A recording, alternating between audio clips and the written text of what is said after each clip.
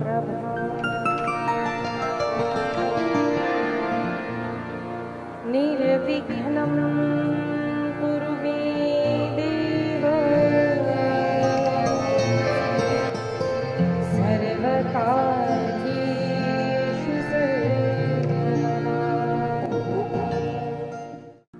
ॐ नमो भगवते वासुदेवाय। भगवान का चिंतन करने लगे और जैसा जैसा जो दिखने लगा वो सभी जो रचना हुई है वही श्रीमद् भागवत है। इसीलिए इस ग्रंथ को समाधि भाषा कहा जाता है। सोच विचार करके लिखा हुआ ये ग्रंथ नहीं है। इस प्रकार से श्रीमद् भागवत की रचना की गई। उसके पश्चात उन्हें इतना आनंद प्राप्त हुआ कि बस उसके बाद उन्होंने कोई ग्रंथ लिखा नहीं, अपना कलम रख दिया है। अब उनके मन में बार बार ये चिंता होने लगी कि इतना श्रेष्ठ ग्रंथ है, मैं दूं किसको? अनेक वेदों की शाखाएं अनेक ऋषि मुनियों को दे दी, उपनिषद किसी को दे दिए, पुराण किसी को दे दिए, लेकिन भागवत किसी को देने की इच्छा नहीं होती। उनके मन में आता कि अरे इस संसार के तुच्छ पदार्थों से जो प्रेम करता है वो भागवत का अधिकारी नहीं है। जीव मंदिर जाता है, बाहर अपनी चप्पल छोड़कर, सुंदर विठुराया को सामने देखा है, लेकिन ध्यान सारा बाहर है कि मेरी नई चप्पल बाहर रहेगी या चली जाएगी। अरे जिसके मन से चप्पल का ध्यान नहीं छूटता वो भगवान का ध्यान क्या करेगा? जिसके संसार में काम, क्रोध, लोभ, ईर्ष्या, मद, मोह, अहंकार संसार भरा है वो कृष्ण कथा का अधिकारी नहीं है। इसे प्रदान करो। और ध्यान में केवल एक मूर्ति आई, भगवान महादेव। अत्यंत सुंदर स्वरूप जिसका है उसका वर्णन आता है पार्वती माता। ऐसी सुंदर पार्वती जी जिनकी पत्नी है, सुंदर संतति है। चाहे तो बड़े बड़े बंगले बना सकते हैं, लेकिन एकांत में कैलाश पर्वत पर अखंड राम राम राम करते हुए अनेक वर्षों तक समाधि में ध्यान करने वाले, केवल राम का चिंतन करने वाले भगवान शिव ही इसके अधिकारी हैं। भगवान शिव जी का ध्यान किया और शिव जी प्रकटे तो उन्होंने पूछा, महाराज आप मेरे पुत्र बनकर आइए इस श्रीमद् भागवत की। उन्होंने कहा इस संसार में नहीं, अरे इस संसार में जो भी आता है वो मेरा माया में जकड़ लिया जाता है, मैं नहीं आऊंगा। जितने अवतार भगवान कृष्ण के हुए उतने अवतार शिव जी के नहीं हुए, बहुत कम अवतार है। क्यों? वो इस संसार से दूर रहना चाहते हैं। अखंड राम राम राम स्मरण करने वाले संसार में आया तो उस भगवान का विस्मरण हो जाएगा। तो भगवान नारायण वहां पर प्रकट हुए और उन्होंने कहा कि शिव जी आप प्रकट हो जाइए, आपको माया नहीं ग्रसेगी, ये मेरा वरदान है। तब केवल चिंतन मात्र से व्यास जी की पत्नी गर्भवती हुई। वाटिका देवी, कहीं कहीं अरवी देवी ऐसा नाम आता है। गर्भ जैसे ही रहा उनके मुख पर अत्यंत तेज आ गया, लेकिन नवमास हो गए, 1 वर्ष हुआ, 2 वर्ष हुए, 15 वर्ष हुए, 16 वर्ष होने के पश्चात भी गर्भ से बालक बाहर नहीं आ रहा था। व्यास जी बार बार बेटा बेटा बाहर आओ, माँ को त्रास होता है। वो अंदर से बोलते, बाबा आप बेटा बेटा बोलते हो, अब यहीं से माया मुझे ग्रस्त लगी, मुझे डर लग रहा है। तब भगवान पुनः आए। भगवान ने जैसे ही आशीर्वाद दिया, साक्षात शुक रूप में भगवान महादेव प्रकट हुए। शुकदेव भगवान की जय, शुकदेव भगवान की जय। और शुकाचार्य का जैसे ही प्राकट्य हो गया, शुकाचार्य वहां से निकल पड़े, न माँ को देखा न पिताजी को देखा, वहां से एकाएक वन के लिए प्रस्थान कर पड़े। पीछे पीछे व्यास जी, हे शुक रुक जाओ, हे शुक हे बेटे रुक जाओ। और वो आगे आगे, व्यास जी पीछे पीछे। और एकाएक वृक्षों ने कहा, व्यास जी अब तो परम ज्ञानी है, हमारे पास जो उत्तमोत्तम वस्तु है वो तो समाज के कल्याण के लिए है। हमें देखिए, हम अपने फल और फूल समाज के कल्याण के लिए दे देते हैं। लोग हमें पत्थर मारते हैं, हम रोते हैं। हम दे देते हैं लोक कल्याण के लिए और आप रो रहे हैं। यम प्रव्रजंतम अनुपेतम अपेत कृत्यम, सुंदर वर्णन आया है। और व्यास जी ने देखा कि अत्यंत तरुण सुंदर शुक जा रहा है और पास में ही नदी में कुछ अप्सराएं स्नान कर रही थी। ठीक से वस्त्र अंग पर नहीं थे। शुकाचार्य वहां से चले गए और जैसे ही व्यास जी आए उन्होंने अपने वस्त्र संवार लिए। व्यास जी ने पूछा, अरे एक तरुण लड़का गया तब अपने अपने वस्त्र नहीं संवारे, और मैं वृद्ध आया तो आप अपने वस्त्रों को संवार रही हैं। तब उन अप्सराओं ने कहा, महाराज आप में तो विकार नहीं है, लेकिन आप में ज्ञान है कि स्त्री कौन है पुरुष कौन है। लेकिन आपका पुत्र ऐसा है, उसे तो ये भी ज्ञान नहीं है कि स्त्री कौन है पुत्र कौन है। वो केवल अद्वैत में समाया हुआ ऐसा जीव है, इसीलिए हमें ये भास ही नहीं। अब व्यास जी रुक गए, समझ गए कि ये अत्यंत परम भक्त है, ज्ञानी है, और वहां से चल दिए। लेकिन बार बार उनको चिंतन होता कि कब मैं शुक को ये भागवत प्रदान। अपने शिष्यों को कुछ श्लोक उन्होंने पढ़ाए। शिष्य जाते वन में, फूल तोड़ते, फल तोड़ते पूजा के लिए, और उन श्लोकों का उच्चार करते। वहीं कहीं गुफा में शुकाचार्य महाराज ध्यानस्थ बैठे थे, आत्मस्वरूप का ध्यान करते हुए बैठे थे। एकाएक उनके कान में शब्द गया, अहो बकीयं स्तनकालकूटं जिघांसयापाययदप्यसाध्वी लेभे गतिं धात्र्युचितां ततोऽन्यं कं वा दयालुं शरणं व्रजेम। बरहापीडं नटवरवपुः कर्णयो कर्णिकारं बिभ्रद्वासः कनककपिशं वैजयन्तीं च माला रन्ध्रान् वेणो रथरसुधया पूरयन् गोपवृन्दैः वृन्दारण्यं स्वपदरवणं प्राविशद्गीतकीर्तिः। बरहापीडम्, और एकदम ध्यान टूट गया। बरहापीडम नटवरवपुः कर्णयो कर्णिकारम, सुंदर भगवान के स्वरूप का जैसे ही वर्णन सुना उनका मन आकृष्ट हो गया, ध्यान उनका छूट गया और सोचने लगे इतना सुंदर वर्णन। बर का अपीड है, मोरों का मुकुट जिसने धारण किया हुआ है। नटवर वपुः, अरे ऐसे सुंदर लगते हैं जैसे कोई वर हो, दूल्हा सजाओ। उनके हाथ में सुंदर बांसुरी है, एक कान में फूल लगा हुआ है। कर्णयो कर्णिकारम, क्यों भगवान कान में फूल लगाते थे? वृंदावन के संतों ने अनेक भाव प्रकट किए। एक भाव ऐसा है कि अब सारे वृद्ध लोग, वृद्ध गोप गोपी बैठते थे। जब कन्हैया दाऊ के साथ अनेक गैयाओं को चराने ले जाता है, अब सारी गोपियां देखती कन्हैया जा रहा है, अब तो संध्या को ही दर्शन होगा। तो उनको इशारे में बताने के लिए, अरे सखी आज मैं इस ओर जा रहा हूँ, अरे सखी आज मैं इस ओर जा रहा हूँ, ये बताने के लिए कभी इस कान में तो कभी इस कान में शुभ कैसे अपने गोपियों के लिए कर्णफूल लगाते। सुंदर भगवान का स्वरूप जैसे ही उन्होंने सुना उनका मन आकृष्ट हुआ। फिर लगा अच्छा, अरे कई लोग सुंदर होते हैं, शारीरिक सौंदर्य मुख्य नहीं है, भले ही बाहर से सुंदर है और मन कलुषित है तो। और तभी उनके कर्ण में ये श्लोक गया, अहो बकीयम स्तनकालकूटम। बकी यानी बक की बहन पूतना, जो अपने स्तनों पर विष लगा करके आई थी मारने के लिए, लेकिन उसका भी इस भगवान ने उद्धार किया।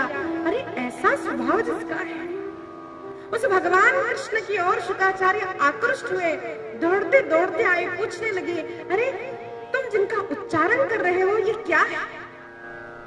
शिष्यों ने कहा, महाराज ये तो श्रीमद् भागवत के श्लोक है, हमारे गुरुजी ने हमको सुनाए हैं।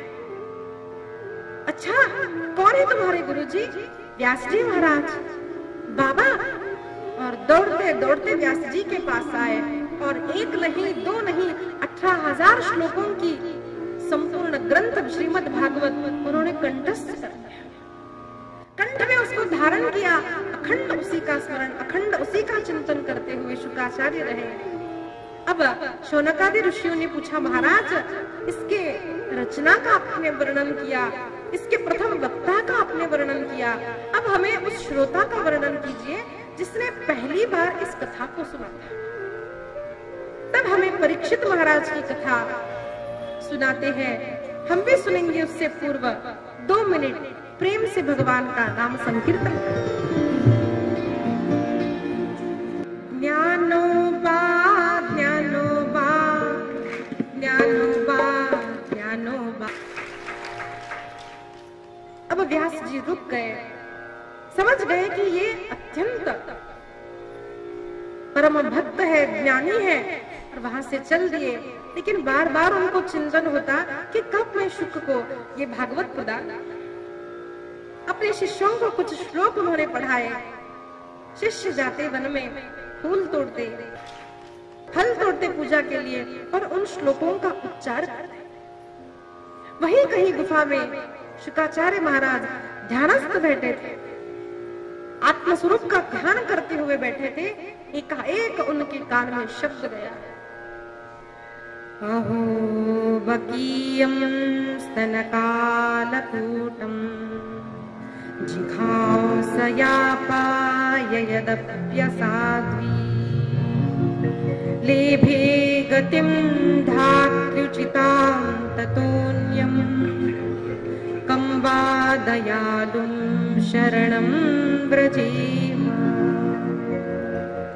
बरहापीडं नटवरवपुः कर्णयो कर्णिकारं बिभ्रद्वासः कनककपिशं वैजयन्तीं च माला रन्ध्रान् वेणो रधरसुधया पूरयन् गोपवृन्दैः वृन्दारण्यं स्वपदरवणं प्राविशद्गीतकीर्तिः।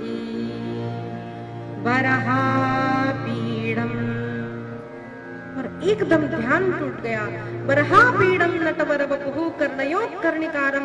सुंदर भगवान के स्वरूप का जैसे ही वर्णन सुना, उनका मन आकृष्ट हो गया, ध्यान उनका छूट गया और सोचने लगे, इतना सुंदर वर्णन। बर का अपीड है, मोरों का मुकुट जिसने धारण किया हुआ है। नटवर वपुः, अरे ऐसे सुंदर लगते हैं जैसे कोई वर हो, दूल्हा सजाओ। उनके हाथ में सुंदर बांसुरी है, एक कान में फूल लगा हुआ है। कर्णयो कर्णिकारम, क्यों भगवान कान में फूल लगाते थे? वृंदावन के संतों ने अनेक भाव प्रकट किए। एक भाव ऐसा है कि अब सारे वृद्ध लोग, वृद्ध गोप गोपी बैठते थे। जब कन्हैया दाऊ के साथ अनेक गैयाओं को चराने ले जाता है, अब सारी गोपियां देखती कन्हैया जा रहा है, अब तो संध्या को ही दर्शन होगा। तो उनको इशारे में बताने के लिए, अरे सखी आज मैं इस ओर जा रहा हूँ, अरे सखी आज मैं इस ओर जा रहा हूँ, ये बताने के लिए कभी इस कान में तो कभी इस कान में शुभ कैसे अपने गोपियों के लिए कर्णफूल लगाते। सुंदर भगवान का स्वरूप जैसे ही उन्होंने सुना, उनका मन आकृष्ट हुआ। फिर लगा, अच्छा अरे कई लोग सुंदर होते हैं, शारीरिक सौंदर्य मुख्य नहीं है, भले ही बाहर से सुंदर है और मन कलुषित है तो। और तभी उनके कर्ण में ये श्लोक गया, अहो बकीयम स्तनकाल कूटम। बकी यानी बक की बहन पूतना, जो अपने स्तनों पर विष लगा करके आई थी मारने के लिए, लेकिन उसका भी इस भगवान ने उद्धार किया। अरे ऐसा स्वभाव जिसका है।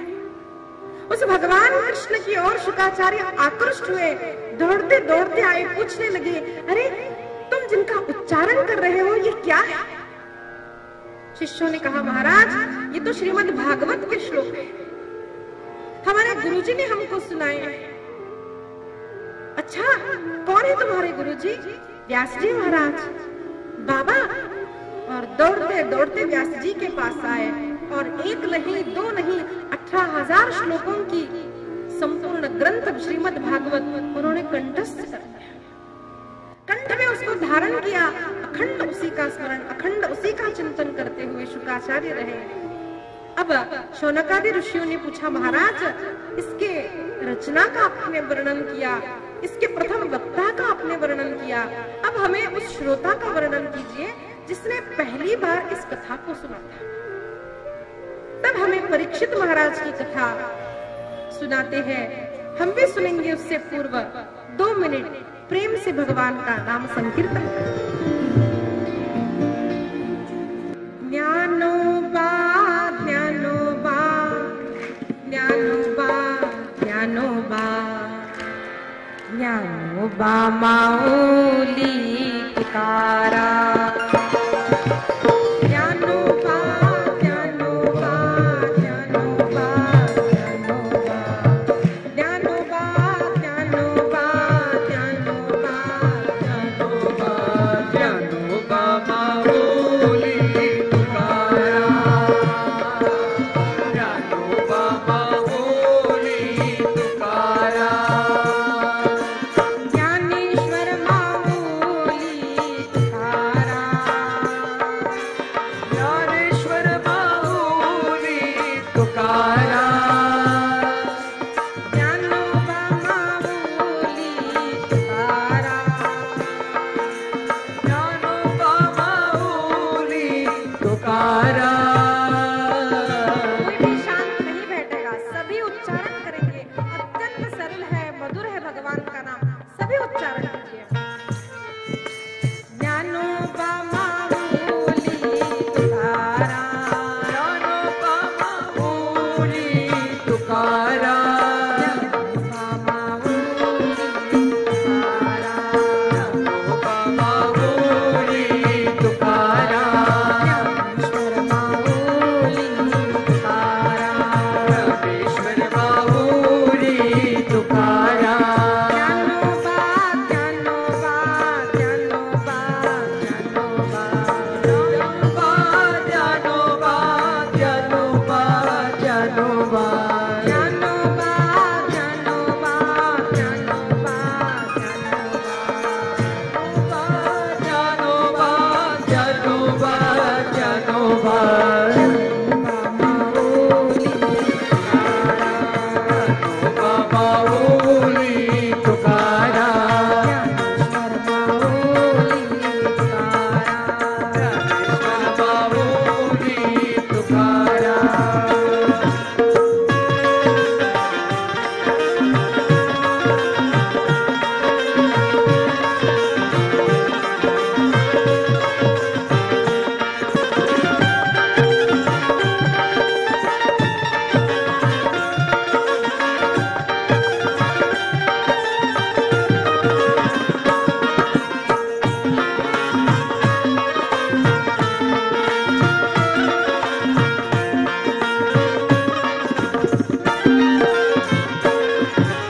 तुकाराम तुकाराम तुकाराम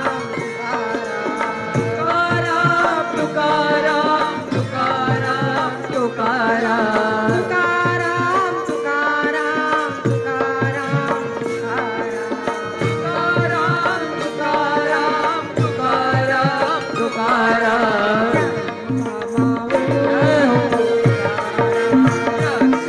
माऊली पुकारा। ज्ञानेश्वर माऊली पुकारा।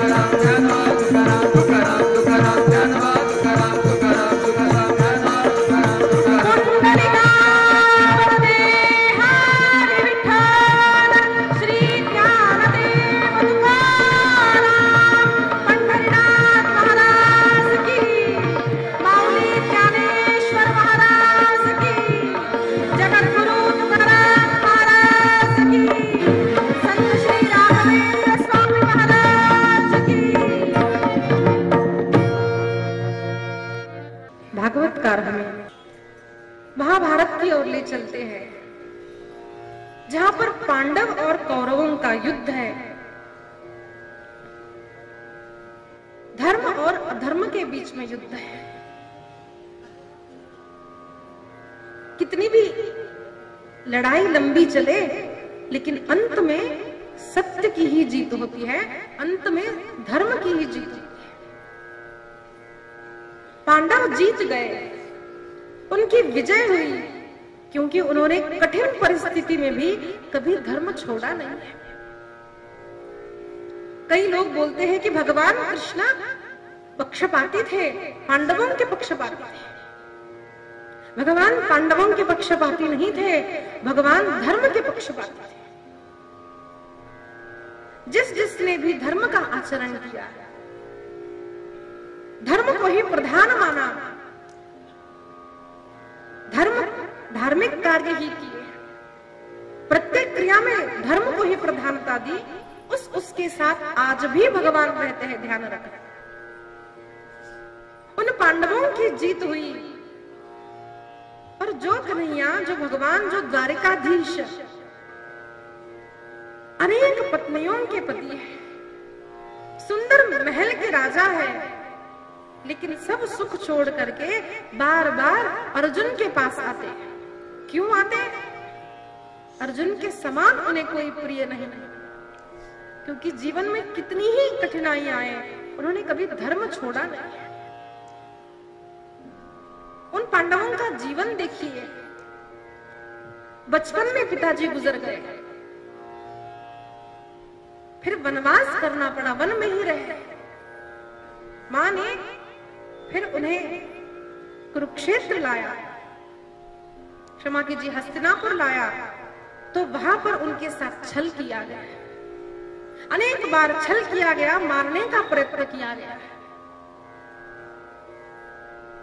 संपत्ति देने की बात आई तो अधिकार उनका था, लेकिन संपत्ति दी नहीं गई। वारणावत में जलाकर मारने का प्रयत्न किया गया। भगवान की कृपा से विवाह संपन्न हुआ, इंद्रप्रस्थ की स्थापना हुई, तो पत्नी का भरी सभा में अपमान करने का प्रयत्न किया गया, लेकिन कभी धर्म छोड़ा नहीं। पुनः 12 वर्ष का वनवास, 1 वर्ष का अज्ञातवास प्राप्त हुआ, लेकिन कभी भी पांडवों ने धर्म को त्यागा नहीं।